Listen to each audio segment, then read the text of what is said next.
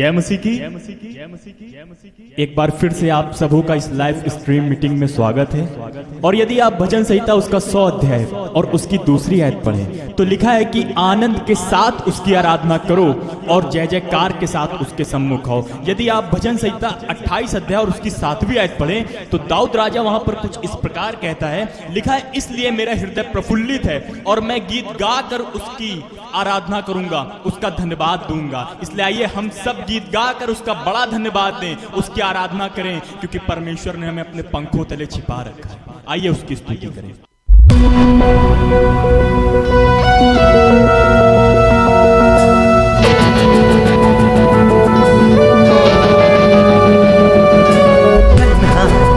तन्हा मोड़ पर अंधेरी राह पर मैं चल रहा, बिखरा भूला ख्वाब सा अंधेरी राह पर मैं चलता रहा। फिर कुछ ऐसा हुआ कि हो गई रोशनी, मुझको एक मोड़ पर मेरा मसीह मिला। अंधेरी राह में गुम हो गए कहीं, मेरी दुआओं का मुझको सिला मिला। वो दुखी दिलों का है तू ही सहारा, वो यीशु तेरा क्या जलवा। मझधार में है तू ही किनारा, वो यीशु तेरा क्या जलवा। अंधियारे अंधियारे अंधियारे में है तू ही उजाला, ओ यीशु तेरा क्या जलवा। ओ दुखी दिलों का है तू ही सहारा, ओ यीशु तेरा क्या जलवा।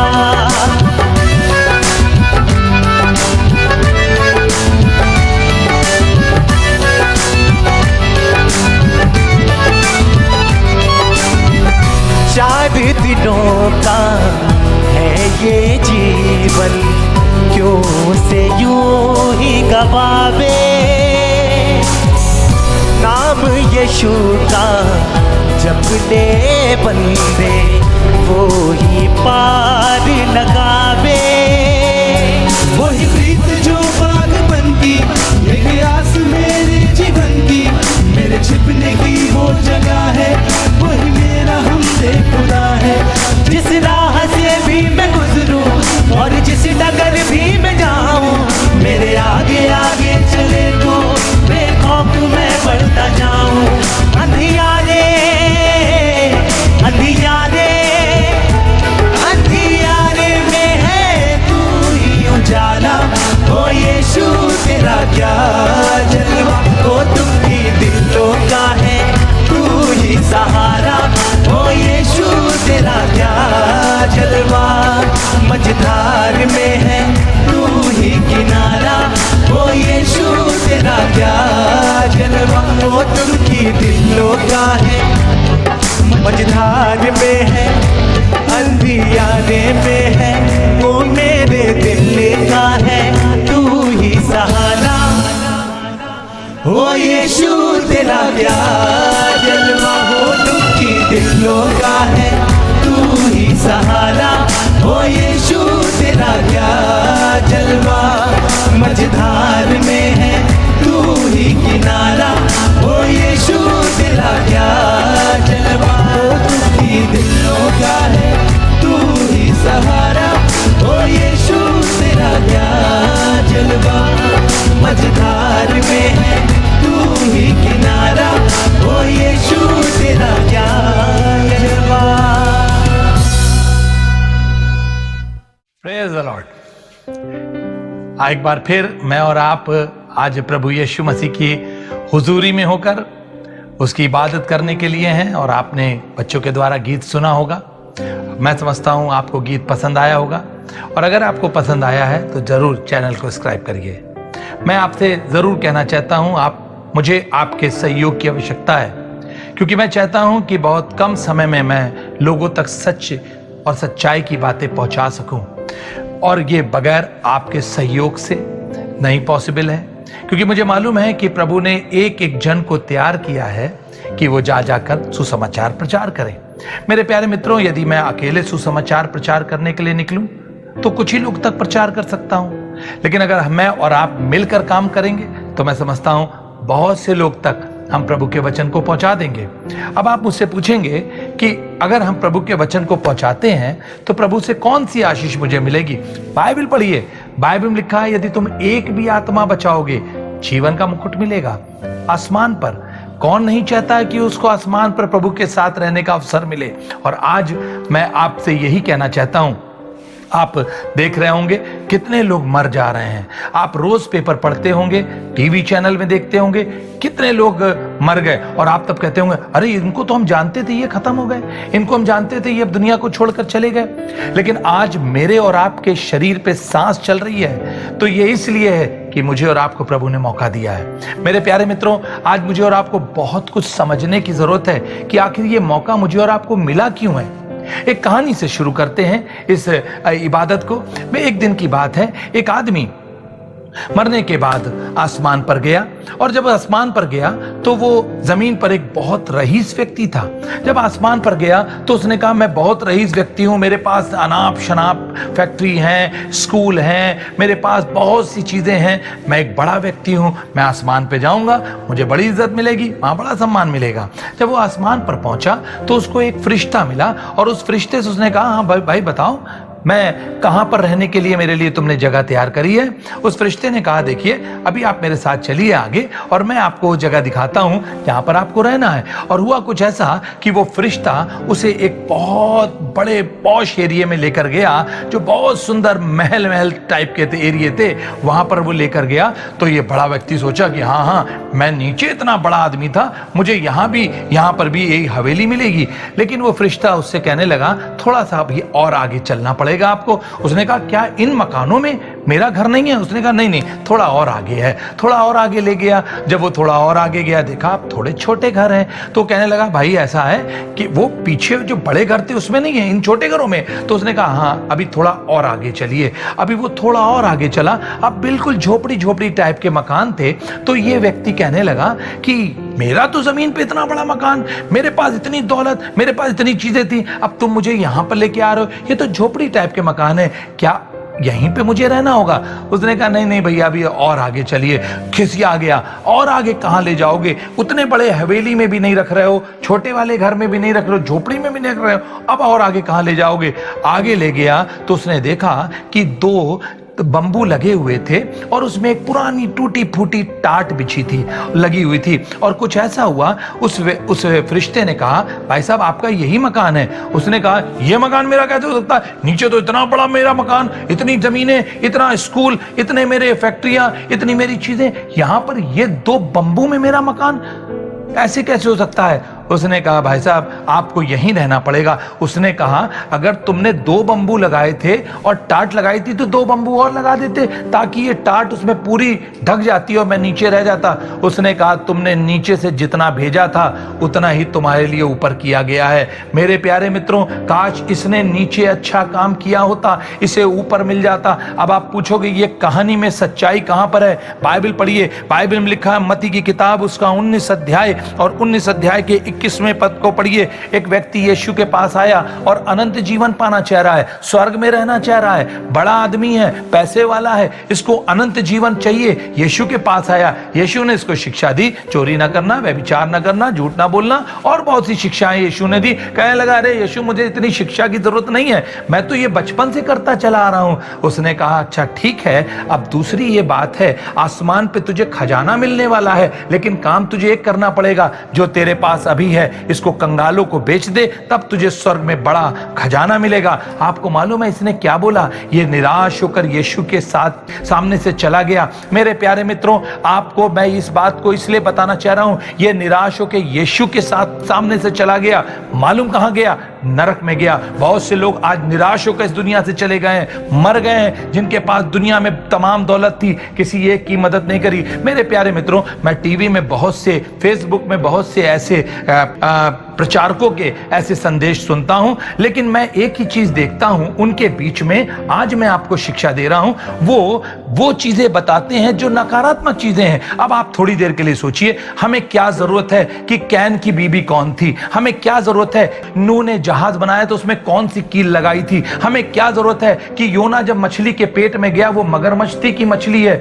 हमें तो सबसे पहले बेसिक चीज जानने की जरूरत है। आप कंप्यूटर के बारे में जानते होंगे, जब बच्चों को कंप्यूटर की शिक्षा दी जाती है तो सबसे पहले सब्जेक्ट जो होता है वो बेसिक होता है, फंडामेंटल नहीं होता है। पहले बेसिक सिखाया जाता है कि बेटा ये माउस है, ये मॉनिटर है और ये कीबोर्ड है, और इन चारों चीजों को मिला दिया जाता है तो एक कंप्यूटर तैयार हो जाता है। मेरे प्यारे मित्रों, कई बार चर्च में प्रचारक बहुत सी ऐसी बातें सिखाते हैं जो हमें उन चीजों की आवश्यकता नहीं, हमें तो आवश्यकता है कि मेरे यीशु मसीह ने मेरे लिए जान दी, और इसलिए दी कि मेरे पाप ज्यादा थे, उसने मेरे पाप उठा लिए। आपको मालूम है बाइबल में क्या लिखा है? प्रेरितों के काम में पढ़े तो वहां पतरस जब संदेश दे रहा है और संदेश देने के बाद 3000 लोग बच गए। बहुत से प्रचारक कहते हैं पता नहीं क्या संदेश दिया होगा, 3000 लोग बच गए। मैं आपको मालूम है क्या संदेश उसने दिया? उसने संदेश दिया प्रभु के भय में रहना, उसने संदेश दिया एक दूसरे से प्यार करना, उसने संदेश दिया कि अब जो तुम करते आए हो,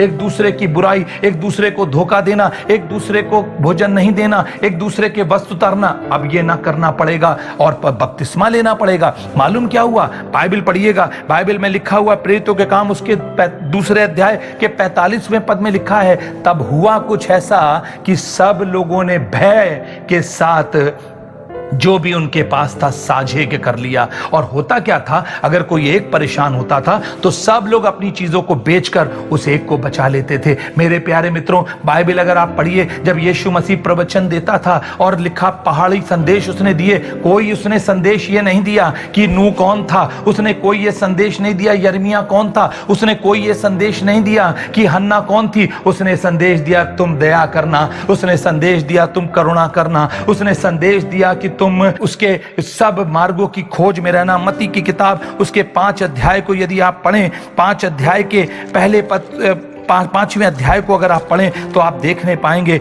उसने जो संदेश दिया वो संदेश था कि तुम नम्र बनना। उसका संदेश ये था, धन्य हैं वे जो मन के दीन हैं, धन्य हैं वे जो शोक करते हैं, धन्य हैं वे जो मेल कराते हैं। मेरे प्यारे मित्रों, आपको, मुझे और आपको यही शिक्षा देने प्रभु ने भेजा। और कई लोग करते क्या हैं, बहुत दौलत हो जाती है तो उनकी आंखें घमंड से भर जाती हैं। और बाइबल क्या बताती है? 3 चीजों से इंसान गिरता है। पहली शरीर की अभिलाषा, आंखों की अभिलाषा और जीविका का घमंड। बहुत छोटे से कारोबार शुरू किया और जब बहुत बड़ा कारोबार हो गया तो इंसान घमंडी हो जाता है। मेरे प्यारे मित्रों, प्रभु ने इसलिए इस व्यक्ति से कहा कि सब कुछ अपना कंगालों को दे दे और मेरे पीछे हो ले, आसमान पे तुझे खजाना मिलेगा। ये निराश होकर चला गया, नरक में चला गया। मेरे प्यारे मित्रों, यदि मत्ती की किताब उसका 6 अध्याय और उसके 19वें पद को पढ़ें तो वहां लिखा है कि अपने लिए कुछ भी जमीन पर इकट्ठा ना करो, जहां कीड़े और काई खाते हैं। अपने लिए इकट्ठा करना है तो आसमान पे इकट्ठा करो।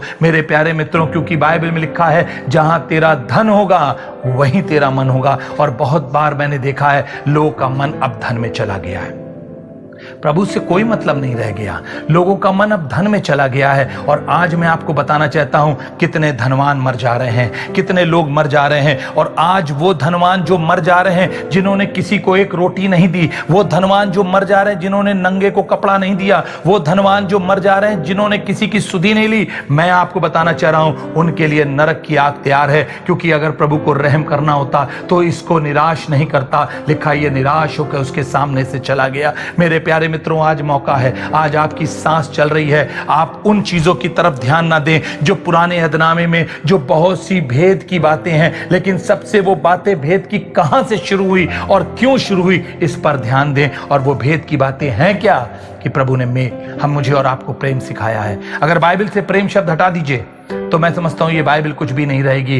बाइबल में प्रेम शब्द है। और कई बार जब हमारे पास धन हो जाता है प्रेम खत्म हो जाता है, भाई बहन से प्रेम, एक दूसरे से प्रेम खत्म हो जाता है और वो आदमी नरक में चला जाता है। मेरे प्यारे मित्रों, मैं तो एक यही शिक्षा देता हूं, मेरे पास साफ शिक्षा है और साफ शिक्षा ये है, कभी अपने धन का किसी को घमंड ना दिखाना, क्योंकि जो है वो तो आपका है। घमंड जब दिखाना आप जब उसके नाम पे आप कुछ कर रहे हो। आप अगर घमंड दिखा रहे हो, अपने लिए आप गड्ढा खोद रहे हो। प्रभु ने तो आपको जीवन दे के भेजा है कि जाओ और जाकर सुसमाचार प्रचार करो, पिता पुत्र पवित्र आत्मा के नाम से बपतिस्मा दो और मेल करो, धीरज रखो और दयावंत बनो। मेरे प्यारे मित्रों, आज मुझे और आपको समझने की जरूरत है।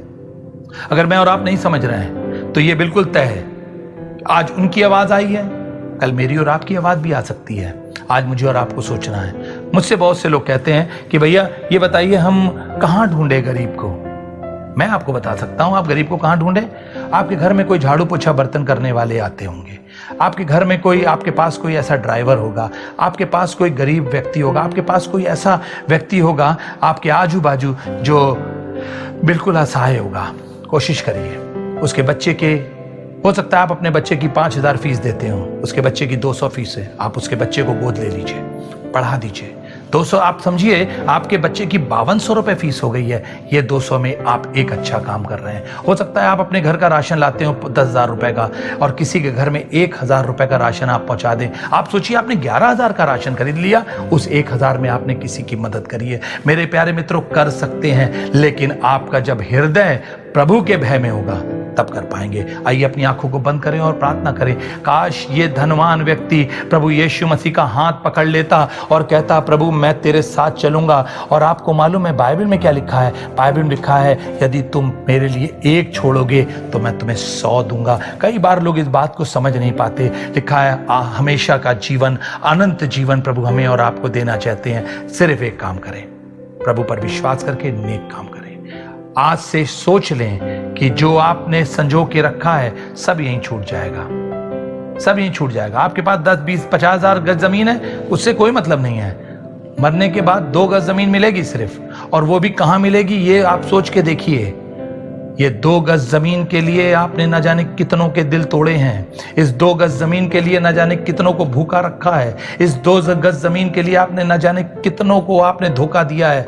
अगर ऐसा किया है और 10, 20, 50 हजार गज जमीन आपके पास है, 10, 20, 50 फैक्ट्री आपके पास है, 10, 20, 50 मकान आपके पास है, कोई फर्क नहीं पड़ता। आसमान पे धधकता आग का भट्टा आपका इंतजार कर रहा है। और अगर आपने थोड़े में विश्वास योग्य रहे हैं, प्रभु आपकी मदद करेंगे। बाइबल में लिखा है, उसने अपने चेलों से कहा, मैं जाता हूं और तुम्हारे लिए घर तैयार करता हूं। कब? जब तुम मुझ में बने रहोगे, मेरी सब बातें तुम में बनी रहेंगी। आइए अपनी आंखों को बंद करें। प्यारे प्रभु, हम तेरा शुक्र करते हैं इस वचन के लिए। जो लोग ये वचन सुन रहे हैं प्रभु यीशु, उनके जीवन में वचन काम करे प्रभु। और मैं प्रार्थना करता हूं आज से ये सोच लें कि जो कुछ मैं करूंगा अपने प्रभु की महिमा के लिए करूंगा, और मैं कुछ लोग की मदद करूंगा। मैं उन लोग की मदद करूंगा जो असहाय लोग हैं, मैं उनकी मदद करूंगा जिनके पास कोई भी सहारा नहीं। और मैं अपने परिवार में, अगर मेरा भाई बहन कोई परिवार का व्यक्ति गरीब है और मैं अमीर हो गया, तो मैं उनके लिए भी काम करूंगा, क्योंकि प्रभु ने मुझे भेजा है कि मैं एक दूसरे की मदद करूं। प्रभु मेरी ये वचन प्रभु ये लोग के जीवन के अंदर तक जाए और प्रभु बहुत काम करे, ऐसी मैं प्रार्थना करता हूं प्रभु यीशु मसीह के नाम से।